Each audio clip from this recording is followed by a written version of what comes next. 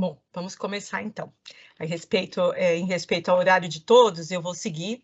Eu vou, então, só retomar aí a minha introdução, vou dar mais uma vez o meu boa tarde a todos, desejar que sejam bem-vindos. Como eu reforcei, essa é a 4ª edição do Na Hora com Fator. Para a gente é muito importante ter todos os parceiros e clientes aqui com a gente. Nós vamos, falando sobre os detalhes do evento, tá? Nós estaremos reunidos essa tarde, assim como nós fizemos nos demais encontros, com toda a equipe de gestão da Fator, administração de recursos. Eu sou Adriana Mateus, responsável pela relação com o investidor, e esse call ele será gravado durante toda a sua duração.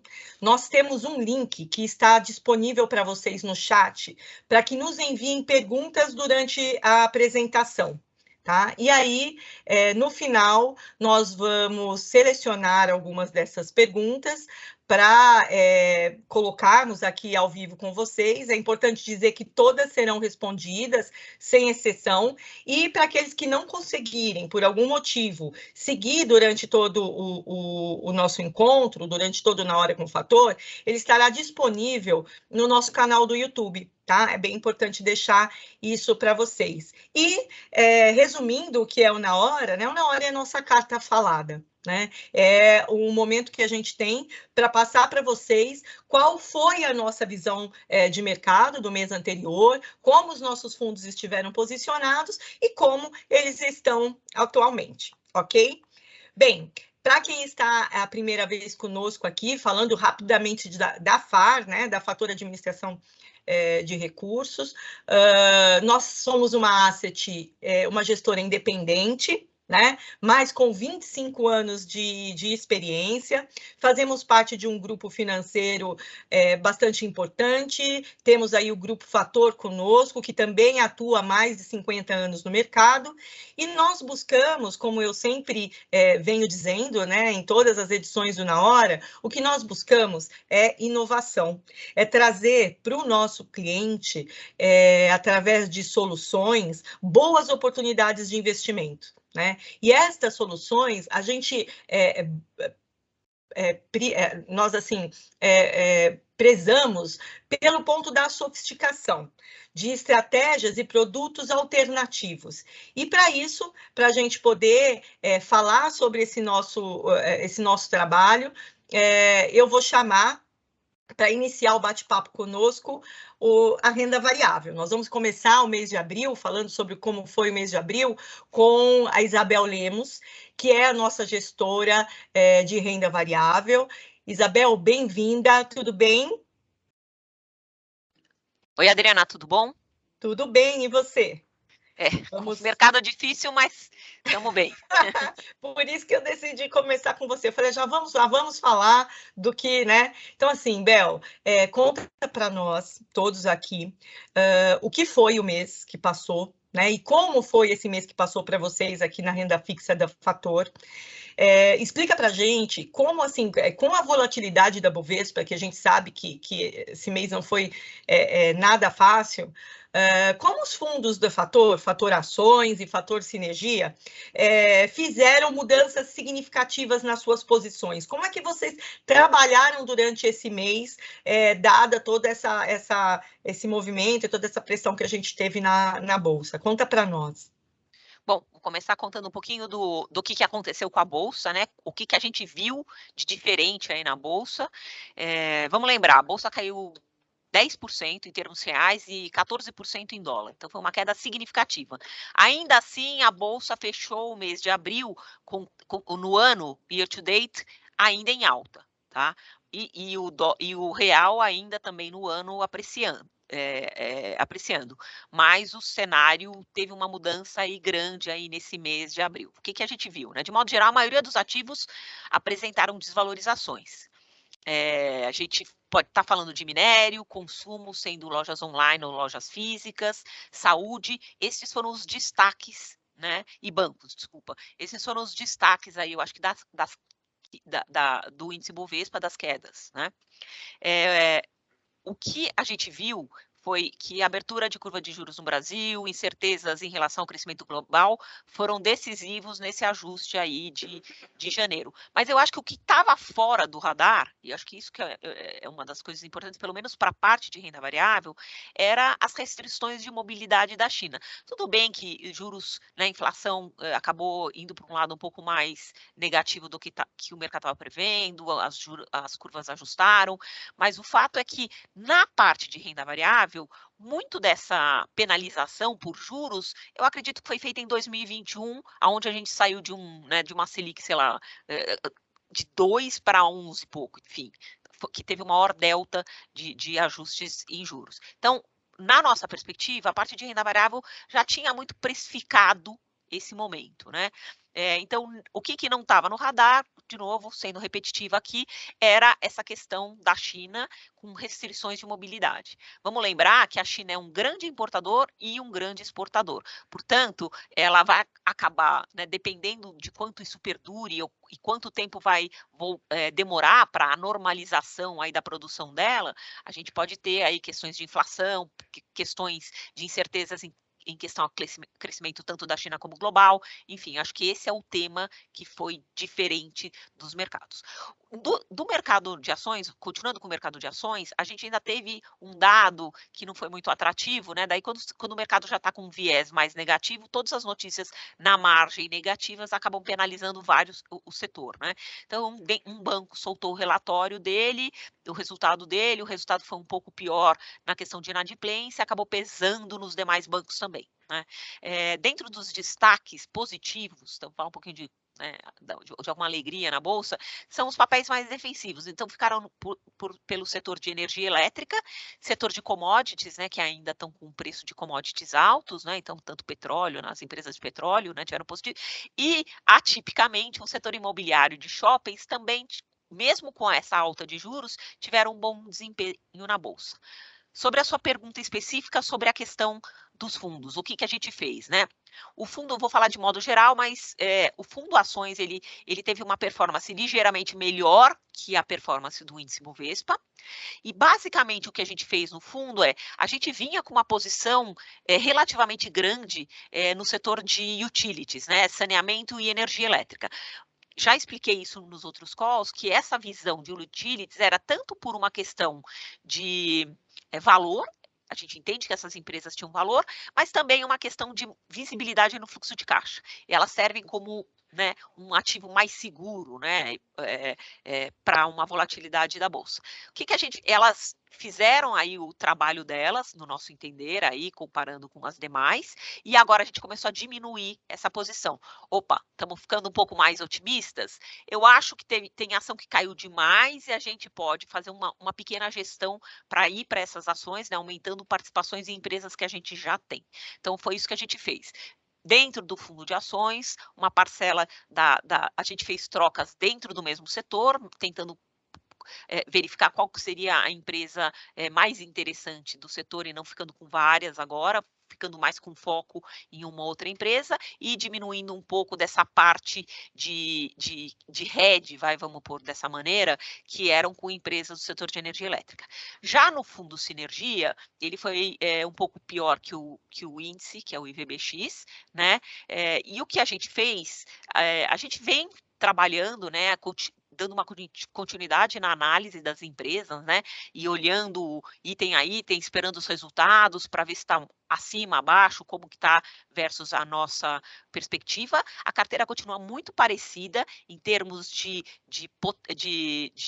característica, então ela continua mais ou menos com os mesmos papéis, mas a gente também fez aquele ajuste mais fino, que algumas ações estavam com uma parcela menor, né, dentro do fundo, e a gente olhando essas ações, comparando com as que a gente também tem no portfólio, as ações que a gente tem pareciam um pouco mais atrativas, então a gente fez também essa questão de fazer uma troca dentro do mesmo setor. Fora isso, a gente diminuiu uma outra empresa que estavam com resultado com uma parcela maior aí de na participação do fundo para incluir um pouco do setor que foi, na verdade, o que ajudou um pouco o fundo esse mês. A gente acabou incluindo um pouco de commodities, né? Acabou incluindo petróleo e açúcar e etanol, que acabaram sendo beneficiais aí, benéficos para o fundo. Então, a gente fez algumas ligeiras operações, tanto no Ações como no Sinergia, eu acho, para adequar mais a carteira. E para terminar, então, que eu acho que é a pergunta que todo mundo fica querendo saber, eu vou usar a frase batida no mercado, que é: a gente está cautelosamente otimista. Por que isso, né? É para rir mesmo, porque essa é uma palavra, né, não tão muito bem utilizada, né? Parece que está em cima do muro. Mas o problema é que, como a gente falou anteriormente, a nossa perspectiva era uma, e o que eu acho que saiu muito da nossa visão e que não estava precificado é essa questão da China, essa continuidade na restrição aí da mobilidade, e isso acaba criando muitas incertezas, né? Quando a gente olha as ações, a gente entende que, por análise via fluxo de caixa, múltiplos, histórico da empresa, muitas delas que estão apresentando resultados positivos e mesmo assim tiveram uma desvalorização significativa. Então, elas estão atrativas no nosso entender. O problema é que precisam clarear um pouco esse ambiente para que elas possam se ajustar positivamente. Isso é a nossa visão. Então, estamos otimistas, dado o nível dessas ações, né? E importante que é seleção de ação. Então, vai ser também um player importante esse ano, como todos os anos. Sim, sim. Bel, muito obrigada, né? Essa questão da cautela, a gente sabe que ela estará conosco sempre, né? Ela é importante, é um ponto extremamente importante aí no fator de decisão e para investimentos, né? Como um todo, não falando só da renda variável. Pelo que eu entendi, então, China foi o ponto que mais nos surpreendeu no mês que passou, no mês de abril, né? Mas, olhando para todo esse ponto que você acabou de nos passar, de falar de estarmos cautelosamente otimistas, né? Eu acho que vale a gente ressaltar um ponto do fundo Fator Ações aqui, porque dado que nós estamos, né, cautelosamente otimistas, o Fator Ações, na minha visão como investidora, tá? Estou tirando o chapéu de relação com o investidor, mas olhando um pouco para o lado, eu estou falando da Adriana aqui. Poxa, se eu tenho aí um movimento, se eu tenho que estar, se eu for olhar para cautela e oportunidade, um fundo que tem um prazo, né, de resgate, aí, de liquidação em D3, na minha carteira ele é bastante interessante, porque eu consigo observar e em qualquer movimento que eu não fique confortável, isso como investidora, eu posso fazer a realização e partir, então, para realocar aquele recurso. Então, eu acho que dentre esse horizonte de renda variável, dentre todos esses movimentos que a gente tem visto na Bolsa, ter a oportunidade de ter um produto líquido, entre aspas, para a classe, é bastante importante. Você acha que está correto? Assim, você acha que eu fiz uma relação? Eu sei que, assim...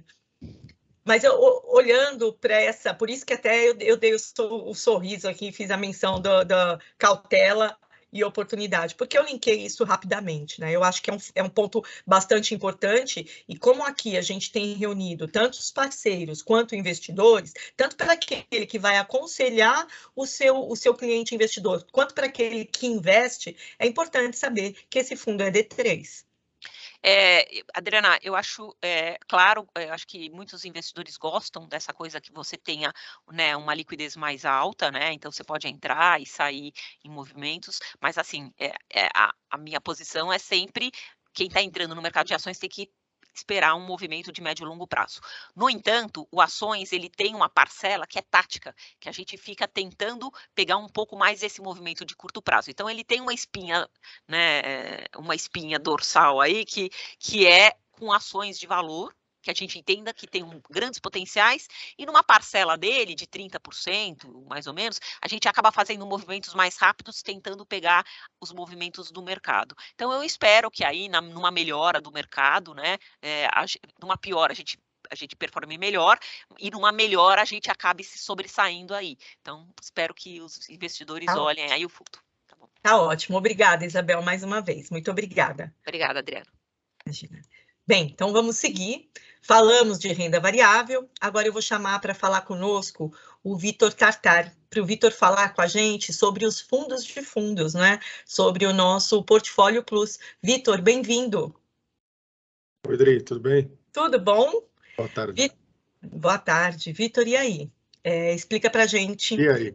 E aí, né? Explica para a gente. Com essa dispersão, com a dispersão dos gestores em abril, e em 2022 ela está grande, né? Dá para dizer que existe aí uma grande dispersão? E se sim, o que você acha que contribui para isso? Tá. Dri, tá grande sim, tá? Então, só falando aí, o Plus foi bem aí, de novo, continua bem nesse mês, né? Foi bem, acho que tem ido bem nesse ano todo. E, em grande parte, talvez, né, como consequência, né, e não como causa, essa dispersão aí dos fundos é um pouco desse resultante, né? Fim de ciclo, né? E quando a gente fala de ciclo, a gente está pensando em janelas mais longas do que, né, não é do Covid para cá, são ciclos mais longos que a gente está colocando aqui na mesa, 10, né, 5, 10, 15 anos. Então, agora, chegando perto desse fim de ciclo, subindo os juros lá fora, né, tendo um aperto das condições monetárias, que acho que toca muito mais esse lado macro aí, os fundos multimercados, né, que estão começando a ter uma discrepância aí de performance, basicamente por timing de quando esse ciclo começa e termina. Então, alguns estão entrando mais atrasados nessa mudança de ciclo, outros estão entraram mais cedo. Né, quando você tenta pegar a faca caindo mais cedo, você pode machucar a mão ali, né, você pode cortar. Entrar um pouco mais tarde, de vez em quando, um pouco mais cauteloso.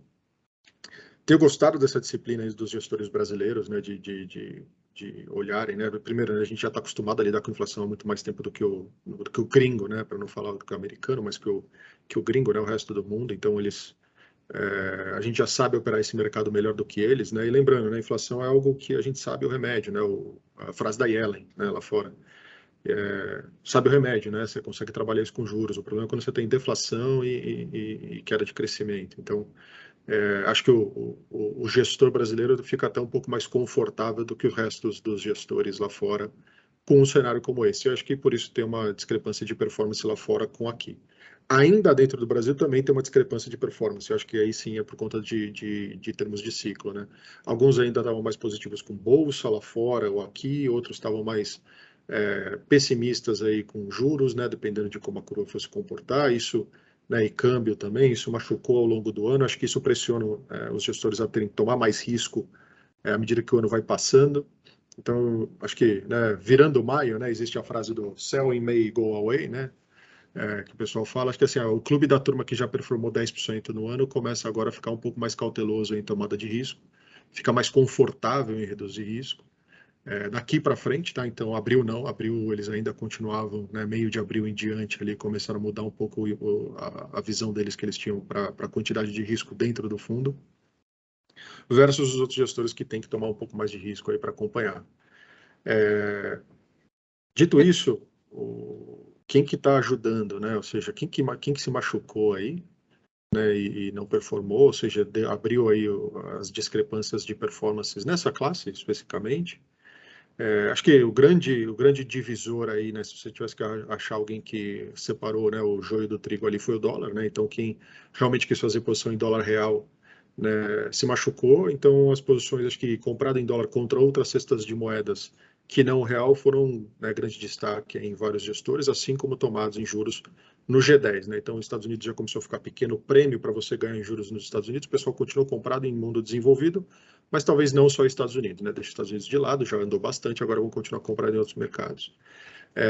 O que eu acho que foi até a vingança aí do Gávea Macro aí nesse mês, porque, né, ele sempre está comprado em dólar, machucou ao longo um pouquinho aí as posições ganhadoras do Gávea ao longo do ano aí, porque ele tinha outra posição contrária sempre comprada em dólar, né? Então machucava, o cara ganhava no S&P ali short, eu ganhava em juros, mas ele sempre entregava um pouquinho ali na parte comprada em dólar, vendida em real, e aí esse mês foi o oposto, né? Carregou, tanto que foi o principal destaque aqui do fundo nesse mês. O que traz, né, aquela visão é sempre bom, né, ter um portfólio equilibrado, né? Não é só porque a gente acredita nesse cenário que aquele fundo que pensa diferente do que a gente pensa não deveria estar na carteira, né? Ele é um bom agregador de resultado dado o risco que ele toma, né? Então, ele ajuda a reduzir risco e mesmo assim no médio e longo prazo ele agrega em retorno. A gente tem inúmeros fundos que estão compondo a carteira dessa forma.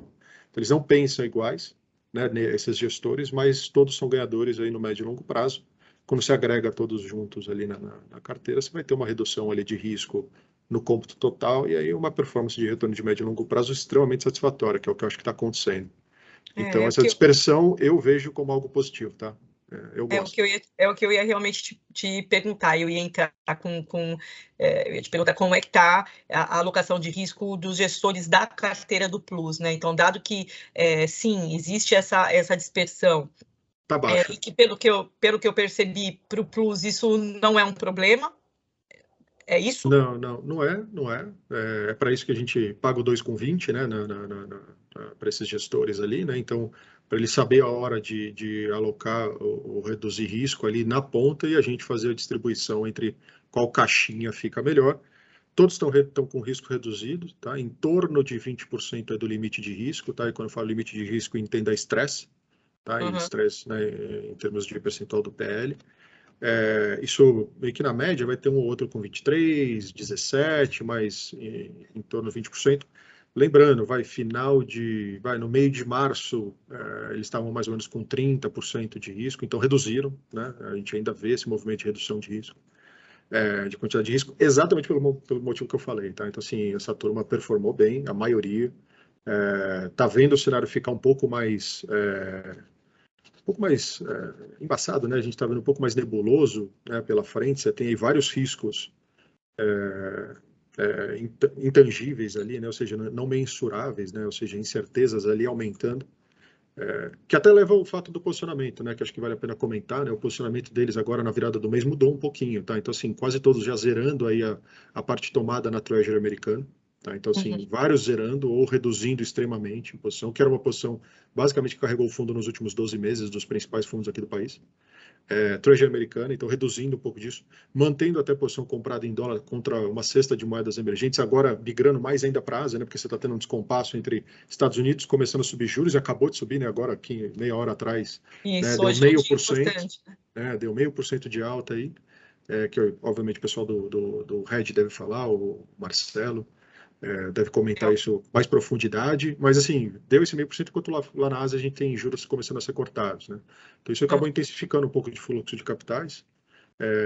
Isso já muda também o posicionamento desses caras, tá? Brasil, né, vamos falar do nosso parquinho aqui também um pouquinho, né, para não ficar falando só do global. Mesma coisa, inflação implícita foi grande ganhadora aí durante o ano, né, comprados de inflação implícita para todos os gestores. O que a gente tem visto agora é uma redução um pouco dessa posição, mas eles estão mantendo a posição aplicada em juro real, né? Ou seja, se não é mais porque a inflação vai continuar comprimindo e os juros talvez não suba tanto, é muito mais por conta talvez, né, você ter o risco aí do BC fazer uma pausa estratégica. Todo mundo ainda acha que a taxa terminal, pelo menos desses gestores, que a taxa terminal é um pouco mais para cima do que o 12,75, apesar do BC ter telegrafado isso algumas vezes, né, que ele quer parar ali, mas, né, muita gente divergindo e eu acho que está correto. Mas muita gente ainda com esse tipo de posição, tá? Bolsa, né, quem sou eu aqui para falar, né, em seguida da Bel aqui, mas mesma coisa, né? Muita gente positiva. Quando ela fala o cautelosamente otimista, eu entendo assim, cauteloso no curto prazo, porque a gente sabe dos desafios que a gente tem pela frente aí nos próximos 6 a 12 meses, mas otimista com o valor que você está comprando, ótimos negócios, bons negócios para um futuro não tão distante, né? Para 2023, aí pós-eleições já está aí, né? Dependendo da configuração, a gente está comprando coisas pela metade do preço, não sei dizer, eu não sou especialista em bolsa, mas é assim que eu entendo quando eu escuto a Bel falando aquilo. Então, eu ainda sou bem positivo e gosto também da classe. Eu só entendo que, né, não adianta a gente comprar algo que está barato aqui agora, mas que talvez fique, né, continue barato por um pouquinho de tempo ainda, por conta do curto prazo, né? Então, eu tenho visto os gestores, a maioria quer discutir esse assunto, né, e não é muito a minha praia aqui de querer ficar enchendo o saco do cara com ações, mas todos falam assim, não, a gente gosta, está positivo com Bolsa Brasil, está achando barato, por exemplo, etc. Não só aqui como lá fora, dos fundos offshore, né? Mas todos ainda vendo que o prêmio de risco para você ganhar, dado o risco que você está correndo, está muito maior em outros mercados nesse momento, tá? E eu acho que daqui em diante isso deve ser uma verdade aí, pelo menos por alguns meses, por conta do momento aqui do Brasil, Estados Unidos e Europa. Legal. Então é isso. Legal, muito obrigada. Quero te dar parabéns aí pela performance do fundo aí nos últimos 3 meses, desde que você assumiu. O Portfólio Plus tem sido aí para a gente um excelente produto e para o investidor também. E, mais uma vez, espero por você na 5ª edição do Na Hora com o Fator. A gente sempre gosta desse papo, sempre é uma aula, é sempre bom ouvir como é que está a carteira do Porto Plus e também como você vem pensando nas suas alocações, né? No ponto aí de diversificação. Muito obrigada, Vitor. Obrigado, tchau, tchau. Obrigada, tchau, tchau. Bem, então falamos de renda variável, falamos dos FOFs, né, dos fundos de fundos. Eu vou partir agora para imobiliários. Eu vou convidar para falar conosco o Rodrigo Possente, que faz parte aí do nosso time de FIIs, né, cuida do Fator Veritá. Rodrigo, bem-vindo, tudo bem? Obrigado, Dri. Tudo bem, e você? Tudo bem, sim. E aí, vamos falar de Veritá? Bora, vamos lá. Rodrigo, me diz uma coisa, com o aumento da taxa de juros, os FIIs, né, os fundos imobiliários, eles podem continuar perdendo preço? Tem uma relação, uma correlação muito clara, né, entre aumento de taxa de juros, diminuição de taxa de juros e variação do preço das cotas dos fundos imobiliários, né? E tem várias explicações para isso. Para a gente poder até dar um exemplo mais recente, quando a Selic bateu 2%, foi o período que os fundos imobiliários mais cresceram, né? Então, a gente tinha lá 200, 300 mil cotistas no total em fundos imobiliários lá em 2019, a gente foi para 1,5 milhão, né? Então, foi um período de crescimento bem interessante, bem importante. Acho que algumas coisas influenciam, né? Primeiro, o mercado imobiliário ele atua numa margem de juros diferente, uma margem de retorno diferente, né? Então, existe lá o famoso cap rate, né? O seu aluguel ele vai ser aquele famoso 0,5% ao mês, que seja um cap rate de 6, 7, 8% ao ano. E a elasticidade desse cap rate ela é menor do que a elasticidade e a variação de taxa de juros que a gente tem, que influencia títulos de renda fixa, como, por exemplo, os CRIs. Nessa linha, já faço a diferenciação entre fundos de CRI e fundos de tijolo. O fundo de tijolo, com aumento de taxa de juros, ele não chega para o inquilino dele e fala, olha, a taxa de juros subiu, eu vou aumentar seu aluguel. Né? Ele só aumenta o aluguel pela inflação, ali, determinado pelo contrato, seja ele IGPM ou IPCA. Então, uma vez que você trava esse seu retorno, a taxa de juros subindo, os ativos de renda fixa passam a ser mais atrativos e os ativos imobiliários tendem a ser menos atrativos. Por outro lado, acabam surgindo uma série de oportunidades. Hoje você vê fundos com excelentes imóveis, excelentes inquilinos, num custo de cota muito baixo, né? Muito atrativo. Então, a gente entende, até pegando o gancho nessa sua pergunta, que agora é a hora de avaliar esses fundos, de aproveitar para comprar barato, né? Que a gente fala, a gente tem que sempre ver o ciclo antecipado, né? Se antecipar o ciclo. Então, a gente acredita que agora seja a hora de olhar alguns fundos aí que estão mais mal precificados. Então, essa questão de repassar a inflação do período, ela é um pouquinho diferente para cada uma das categorias, né? Então, quando eu olho para os fundos de recebíveis, é de uma forma, para os fundos de tijolo, outra, por esse motivo que você acabou de nos explicar. É isso, essa questão do repasse, para ficar bem claro para o investidor.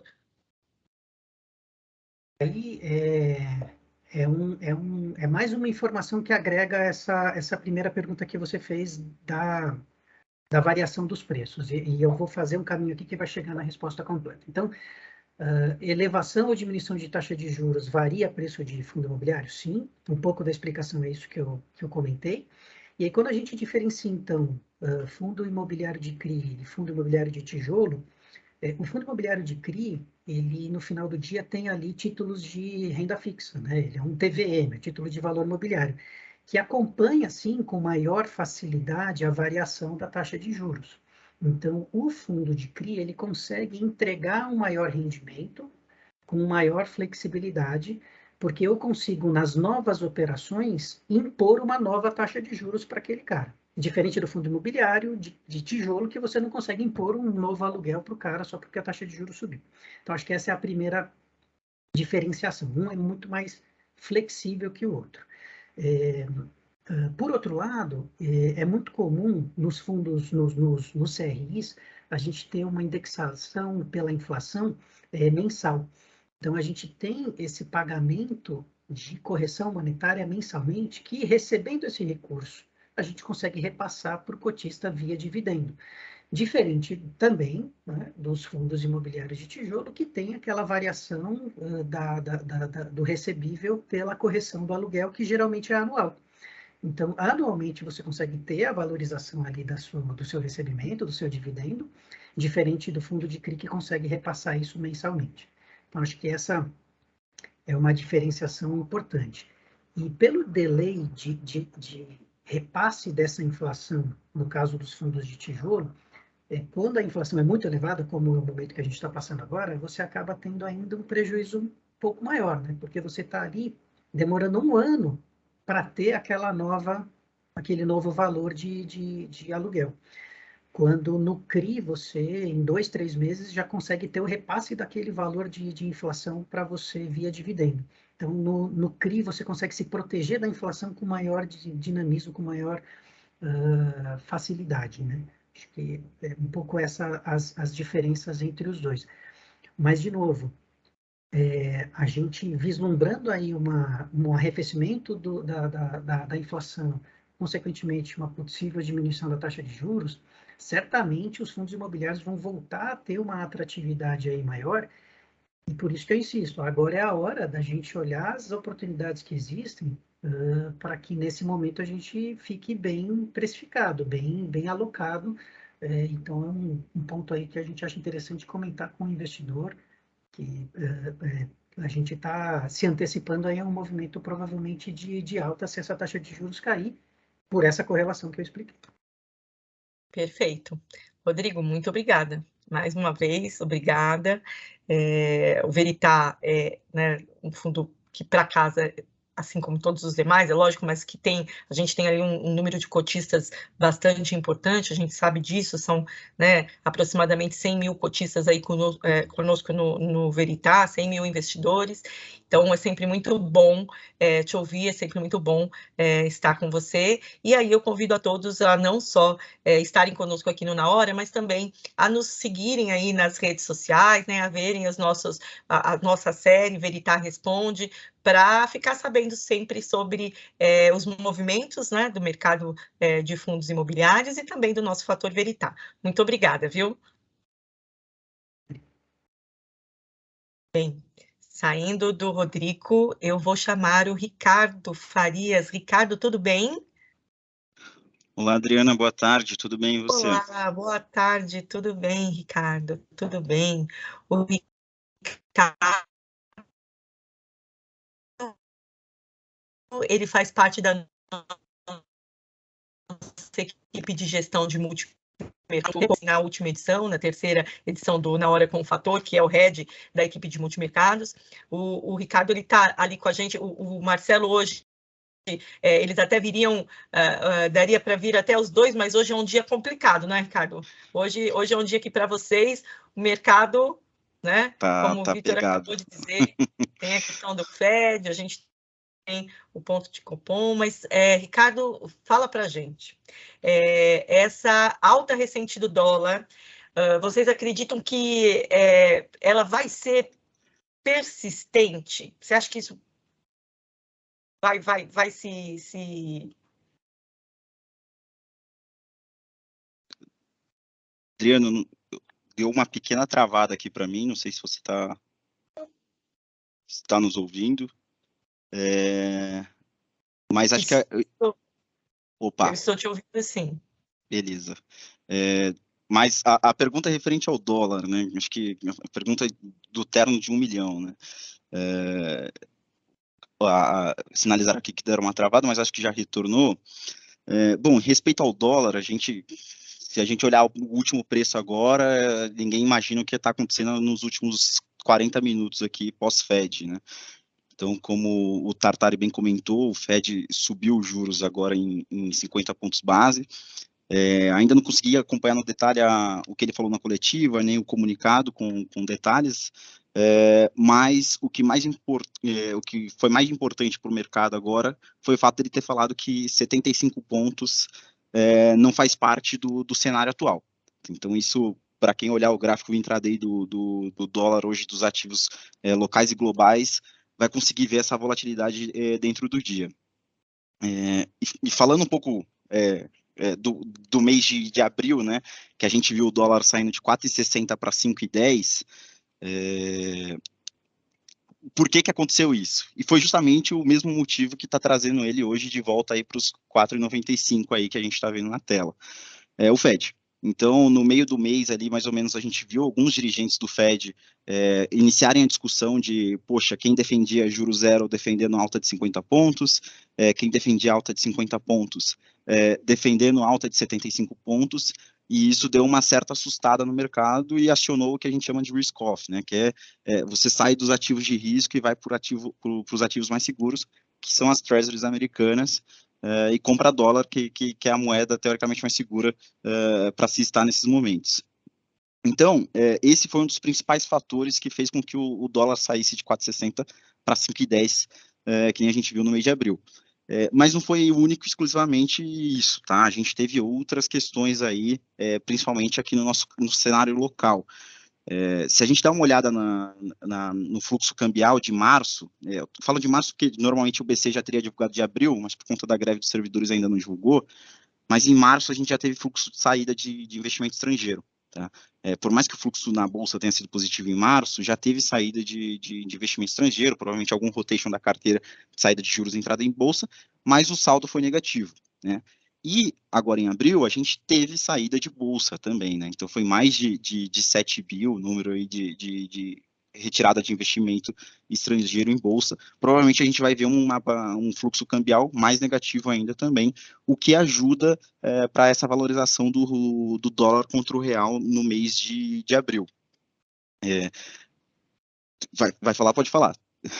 Não, eu tô te ouvindo, tô ouvindo você falar sobre dólar, falar sobre esse movimento do mês, né? E aí, assim, eu vou acabando, né? Vou fazendo os links aqui e ok, mas assim, dado que então essa é a visão de vocês para dólar e o IPCA em abril, que ele, também surpreendeu, né? E aí negativamente, acima das expectativas do mercado. Qual que é a visão de vocês a respeito de inflação, né? Já que fazendo aí uma correlação entre os dois, né? Os dois fatores. Um dos fatores que ajuda nessa surpresa negativa que a gente teve do IPCA em abril foi o dólar. Né? Então a gente teve o dólar saindo de 4,60 para 5,10, sem dúvida alguma que isso corrobora aí para uma surpresa negativa da inflação, né? Se eu não me engano, os últimos 12 meses a gente está em mais de 12%, 12,03% de inflação, então é um número realmente alto. E são alguns fatores também que implicam nisso. A gente não pode esquecer que o conflito no leste europeu permanece, né? Isso traz sérias consequências, claro, humanitárias e, além disso, econômicas, como a gente vem sofrendo. O preço de fertilizantes subiu muito, deu uma disparada, o que causou uma inflação de alimentos que o mercado não esperava. As commodities como um todo. Em março, a gente teve subida de preço dos combustíveis, que até chegar na ponta, né? Então, no posto de gasolina já aumenta, o frete contratado para aquele mês ainda permanece inalterado, mas o do mês seguinte já vai afetar os preços que o consumidor vai pagar no final da operação ali, e afeta esse número de inflação que a gente vê. Então, assim, são alguns fatores que aconteceram que corroboraram para essa surpresa negativa do IPCA, porém, a gente aqui acredita que está próximo de um pico, a nossa inflação, tá? Então, por mais que tenha surpreendido negativamente, nós, inclusive o próprio IPC também acredita nisso, o cenário deles, eles têm o mês de abril como pico de inflação, e isso implica até mesmo no ajuste de política monetária que o BC vem fazendo já desde o início do ciclo de alta de juros, que hoje A gente tem o super dia, a super quarta que a gente chama no mercado, que tem o Fed que saiu agora, e daqui a pouco, daqui umas 2 horas, a gente tem o nosso Copom aqui também. Mais tarde, Exato. Então, a gente já tem uma alta de 1% contratada para hoje, mas a expectativa está em relação ao comunicado. Se ele vai deixar a porta aberta, vai fechar. Se a porta ficou aberta, quanto que vai ser essa porta aberta? Vai ser de 50 pontos? Vai ser de 25? Então, tem toda essa expectativa aí hoje que influencia também, com certeza, nos números de inflação. Para isso, no fundo, a gente vem até carregando uma posição em NTNB, que é um título do Tesouro Público atrelado à inflação, justamente para a gente se proteger da inflação e também acaba se beneficiando também de um fim do ciclo de alta de juros. Então, uma posição que a gente vem, como exemplo, carregando no fundo para se proteger desse momento e se beneficiar, quem sabe, também desse fim de alta do ciclo de juros que está prestes aí a gente saber se acabou de fato, se vai deixar a porta aberta ou não. A expectativa do mercado todo hoje está bem alta para esse Copom. Vocês acreditam que está próximo do pico, né? Pelo que você... Na inflação, sim. No ciclo de alta de juros, hoje, o que o mercado precifica? Mais uma alta de entre 25 e 50 pontos, né? Então, o fato do Fed já ter sinalizado que 75 pontos lá para eles, por enquanto não está no radar, talvez vai ajudar hoje na reunião lá que está acontecendo agora no Banco Central a dar um alívio para eles. Mas a gente acredita que é muito difícil ele fechar de fato a porta, mas temos que aguardar e dar um tiro no escuro, falar isso agora para você, e daqui 2 horas quem estiver assistindo a gravação vai estar me julgando aqui. Não podemos, vamos esperar. Tá ótimo, Ricardo, muito obrigada mais uma vez, obrigada a você e a toda a equipe de Multimercado, né? Espero vocês também na próxima edição do Na Hora. Nós estamos indo já para o 5º, isso é muito bom, né? A gente veio o tempo passar super rápido e as coisas irem evoluindo. Muito obrigada mais uma vez pela participação do Multimercado aqui. Obrigado, tchau, tchau. Obrigada a você. Bem, agora, seguindo, né, logo em seguida do Multimercado, eu vou chamar a renda fixa. E aí eu convido para falar conosco o Felipe Albert. Felipe, bem-vindo. Olá, Adriana, tudo bem? Como é que você está? Olá, eu estou bem, e você? Tudo bem, tudo tranquilo. Então tá bom. Felipe, fala para a gente sobre renda variável. Qual foi o principal driver aí de performance de abril, né? Explica para a gente qual o principal driver e qual a taxa média aí da carteira do nosso DEBIN, né? Quando a gente olha para o nosso fundo de debêntures incentivadas. Fala para a gente como é que está o fundo. Legal, Dri. Eu acho bom, a gente vai ouvindo aqui também os demais gestores, né? É legal você entender como cada variável afeta cada mercado, e eu acho que na parte de renda fixa a gente tem movimentos um pouquinho diferentes, né? Do que a gente ouviu aí. Por exemplo, a questão de fluxo de investidor na parte de renda variável que atrapalhou bastante em abril. Na parte de renda fixa foi justamente o contrário, né? A gente continua tendo um influxo grande aí de investidores nessa classe de ativos, justamente procurando aí segurança, procurando essas taxas mais altas de juros, que o ciclo continua se alongando, apesar, né, da gente já vislumbrar um final de ciclo. Mas o investidor, em geral, ele tem procurado essa proteção de inflação, essa proteção do CDI mais alto, e isso ajudou bastante o fundo também no mês de abril. Tá? O destaque entre os papéis, né, olhando um pouco para a carteira, o que contribuiu mais para a performance na carteira, foram os papéis que a gente tem mais curtos. Tá? Então, justamente por quê? Por um ponto também que o Ricardo acabou de comentar, que são as surpresas na inflação corrente que a gente observa, né? O IPCA 15 de abril veio muito forte, os ajustes constantes que a gente vê na pesquisa Focus para os períodos seguintes, né? E os papéis que têm vencimento aí em 22, 23 até 24, eles acabam se beneficiando muito mais desse carrego inflacionário que a gente tem. Né? E a nossa carteira, justamente, ela tem um duration curto, né? Ela já está com um duration curto há algum tempo, justamente para se proteger desse cenário, né? Então, quando a gente olha papel por papel, a gente tem alguns papéis de emissores com vencimento agora em 22, 23, que performaram bem, tá? Então, olhando aqui um pouco para frente, maio a gente começou na mesma toada, o nível de volatilidade do mercado aqui de debênture incentivado, ele diminuiu um pouco em relação aos meses passados, tá? Por conta dessa questão de fluxo que eu comentei, né? E também um pouco por conta aí dessa questão de acomodação das perspectivas de Selic, né? Então, a gente também está muito ansioso para entender como é que o Copom vai se comportar hoje. Eu acho que essa comunicação que a gente tem aqui dentro da casa é muito importante, da estratégia macro aqui, né? Do viés macro que a gente tem, porque justamente no momento que a gente percebe que o ciclo de alta de juros está para se encerrar, né, que a inflação ela já atingiu seu pico e deve vir abaixo do esperado mais para frente, aí a gente tende a mexer também um pouco na carteira do DBIM. A gente já tem e virada aqui de abril para maio, eu acho que, eu não sei se foi só para mim, mas deu uma cortadinha aí quando você falou da carteira do DBIM. Você pode claro, repetir, por gentileza? E aí eu vou aproveitar para inserir uma questão que você estava falando, né, dos movimentos. Claro. Dá para a gente deixar, assim, de uma forma bem simplificada, né, de uma maneira bem simplista, dizer como que a carteira de um fundo de debêntures incentivada se comporta nesse movimento de CDI, sobe, desce, né, dado que hoje a gente está aí com essa, né, nessa super quarta, como o Ricardo falou, e temos Copom.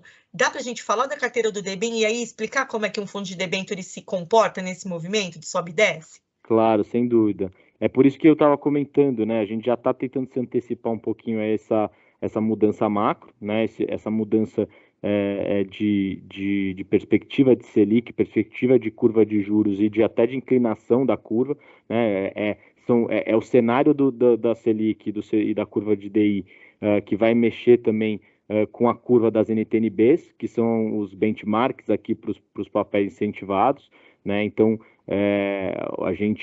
existe toda essa interligação desses movimentos, tá?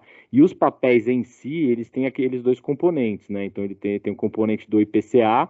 Então, quando o IPCA vem mais alto, vem com surpresa, os papéis curtos ganham, porque o carrego da inflação é muito importante para eles, né? Relativamente aos papéis mais longos. E tem a parte do spread de risco, né? Que ele mexe também muito em função do spread de risco soberano, ou seja, da curva das Bs, mas ele mexe também em relação a uma perspectiva de risco do próprio emissor, né? Então, aí que está o trabalho de crédito, tá? Então, o fundo DBIM, ele exige aqui tanto uma análise macro de como a curva de DI vai se comportar, qual vai ser a inclinação dela, qual que vai ser o impacto dela na curva de NTNB, né?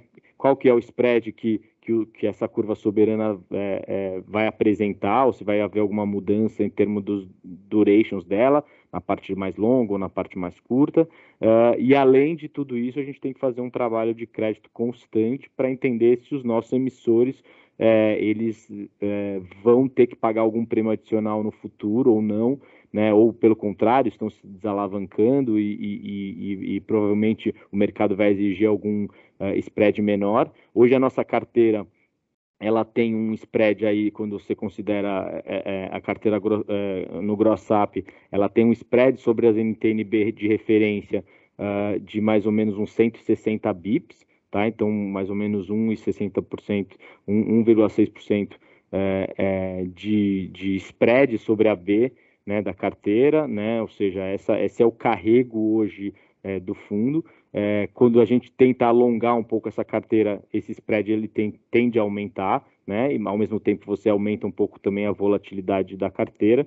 Mas se a gente está entendendo, se o cenário está coeso aqui, de que a gente está no fim do ciclo de ajuste de juros, que a gente já bateu um pico de inflação, realmente é o timing correto para a gente alongar um pouquinho a carteira, né? E correr um pouco mais de risco. E trazer um carrego, esse spread de carrego melhor para o fundo, tá? Então, a gente está já observando isso já há um bom tempo. A gente teve muitos choques aqui ao longo desde a virada do ano, né?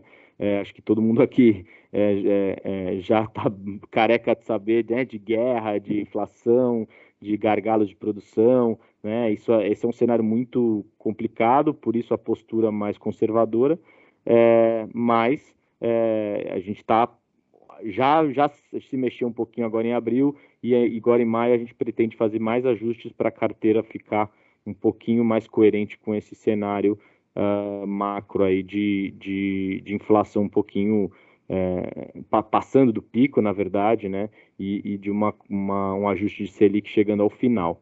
Eu acho que é um pouquinho nessa linha, não sei se deu para explicar bem aí, Dri. Deu sim, e é o que a gente então pode esperar para maio nos movimentos do debêntures incentivadas, do fator debêntures incentivado. Exatamente, Dri. Perfeito. Está ótimo, Felipe, muito obrigada também, mais uma vez. A gente está chegando aí ao finalzinho, né, do nosso Na Hora com Fator. Eu reforço que o Na Hora a gravação fica no nosso canal do YouTube, e o link, para quem tiver pergunta para nos mandar, a gente está com o tempo já bastante apertado, mas assim, é só entrar ali no link no chat e mandar as perguntas, então ainda dá tempo.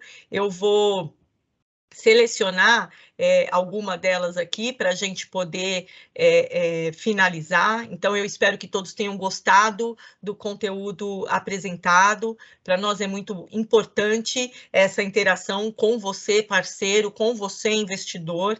É rico demais para nós estar com vocês.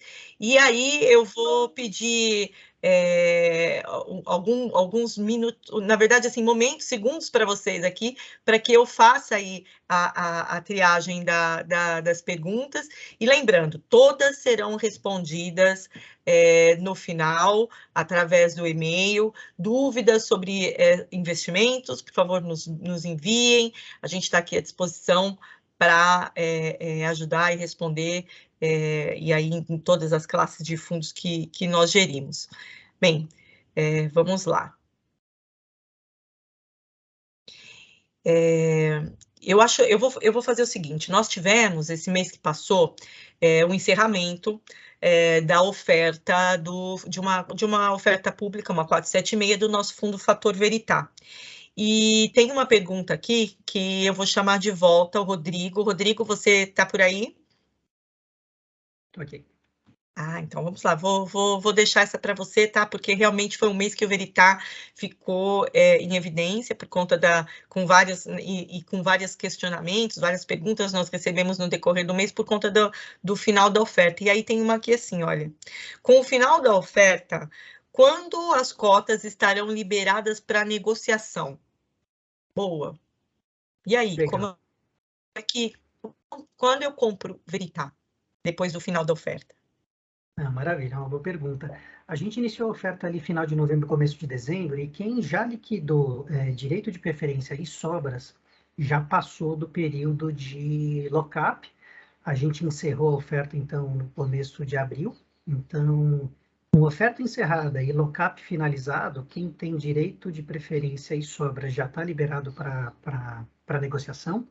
Quem entrou nas outras liquidações que foram acontecendo ao longo de janeiro, fevereiro, março e abril, abril foi a última, tem que fazer a conta do lock-up de 90 dias. Então, a partir de 90 dias, depois da data de integralização, está liberado para negociação. Então, tanto quem entrou no direito de preferência e nas sobras em dezembro, quanto quem entrou nas primeiras liquidações ali de janeiro, já estão liberados para negociação. O restante tem que esperar os 90 dias de lock-up.